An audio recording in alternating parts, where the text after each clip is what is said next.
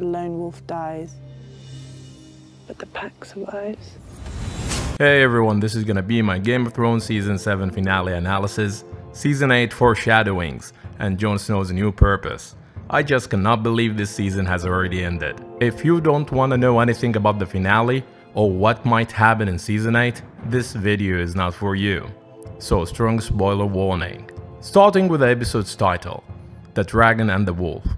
Many of Game of Thrones fans say that the title refers to Jon and Daenerys, which is quite understandable, but that is just too predictable. Besides that, since when Game of Thrones gives away plot points so easy? You don't need to choose. You're a Greyjoy. And you're a Stark. So how about Jon not having to choose a side when he finds out who he really is? He's a Targaryen and a Stark, a dragon and a wolf. So I strongly believe the intention of the episode's title was driven by Jon Snow and his presence in the world of the Seven Kingdoms.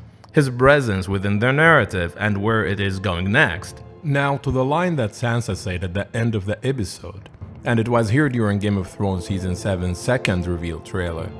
The lone wolf dies, but the pack survives. Episode 7, the finale, strongly emphasized the idea of family. Now, there are many different interpretations of the idea of family. It can be your relatives or the group you belong to.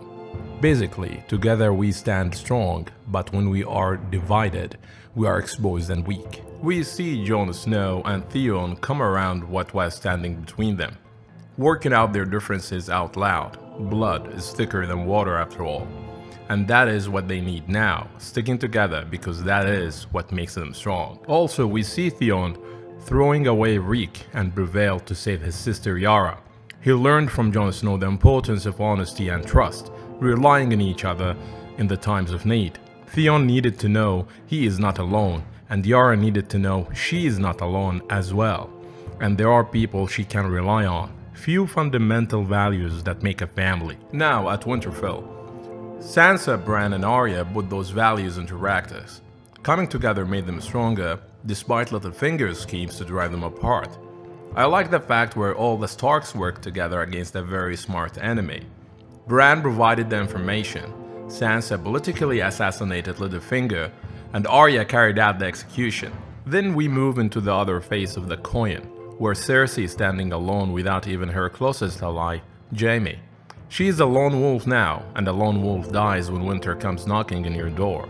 It's fair to say her clock is already ticking. Now this leaves one of the most important characters beside Jon Snow, Daenerys Targaryen. She aspires to sit on the Iron Throne, rule the Seven Kingdoms, but we know she is a lone wolf as well. The showrunners made sure to remind us of this so many times during the course of Season 7. You want to know who sits on the Iron Throne after I'm dead? Is that it? You say you can't have children. The dragons are my children. They're the only children I'll ever have. Do you understand? And your family hasn't seen its end. You're still here. I can't have children. Who told you that? The witch who murdered my husband.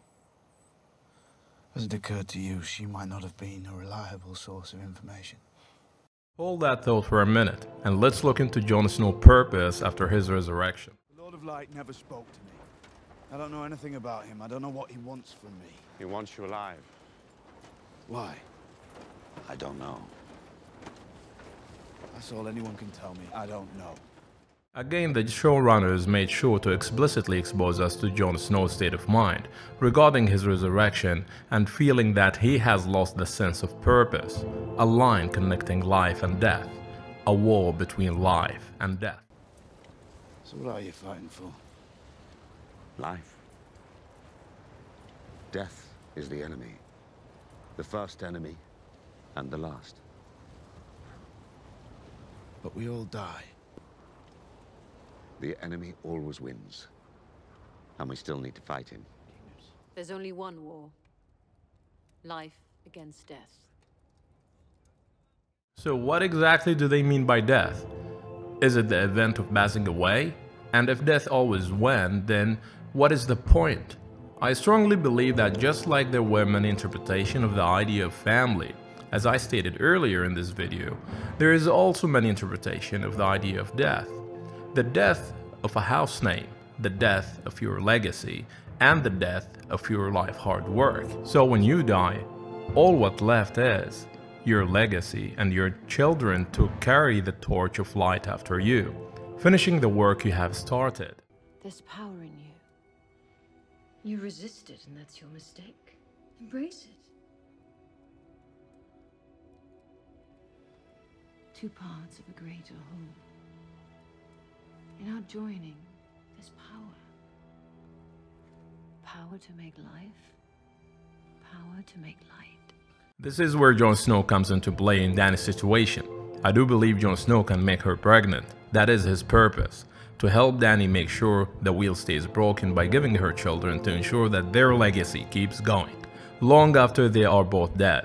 This is why we were rewarded with both sex by the end of this episode, because Dany and Jon are meant to be together, to preserve their legacy and what they spend their whole life working for. Please share with me your thoughts in the comment section. Also make sure to check my other videos. If you like this video, please make sure you hit the subscribe button down below so you don't miss my future videos. Thank you guys, and I wish you great fortune in the episodes to come.